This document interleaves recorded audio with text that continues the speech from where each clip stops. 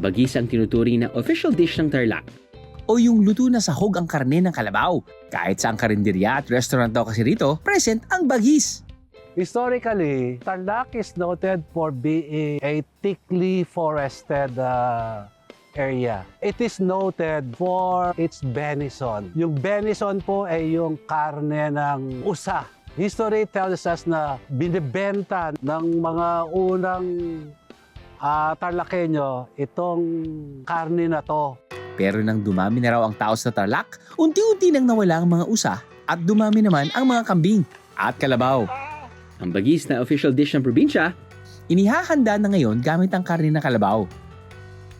Alam naman natin na very resourceful ang mga Pilipino when it comes to cooking. So ang mga Tarlakenyo, hindi naman papahuli sa pag-discover ng mga luto. Kung ano yung nasa kapaligiran natin, kung ano yung mga nasa bakuran natin, na tanim natin, yun yung ginagamit nila na number one na halo sa ating mga niluluto. ang tradisyonal na paggawa sa bagis, Hindi iniluluto. Matapos tadtarin ang karne ng kalabaw, ibababa dito sa suka at kalamansi para lumabas ang mantika. Saka ito pipigaing maigi para mawala ang lansa. Not just once, but twice. Yung proseso ng bagis kalabaw is parang malapit lang din siya sa proseso ng kilawin. So alam naman natin na most of Filipinos is mahilig sa kilawin. So ang nangyayari lang niyan, yung difference ng kilawin na traditional is yung ginamit na meat na kalabaw. Pero dahil hilig na natin mga Pinoy na bigyan ng bagong twist ang iba't ibang pagkain, nakagawa na rin sila ng iba-ibang version ng bagis.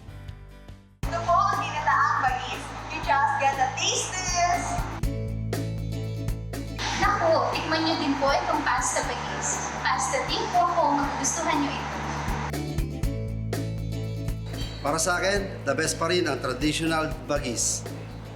let me be the judge of that, Viajeros. Simulan natin sa contestant number 1. Ang traditional bagis. Okay, got it. Yung lasa niya ay fresh, very citrusy, dahil nga mula sa kalamansi. So kapag nakatikim na kayo ng kinilaw, yun yung lasa nun. But, gamit ang Carabao beef. Contestant number 2. Ginataang bagis. Sarap. Sarap ng kagat. Sarap ng hang. Gamit pa rin nila yung Cara beef, which defines bagis. Last but not the least, Pasta bagis. Yep. How it's cooked?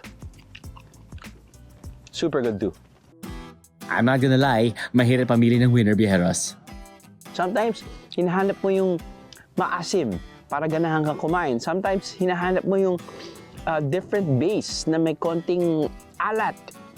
Sometimes, gusto mo ng very texturized, chewy type of meal which nanggagaling dito. So, I think all dishes are winners.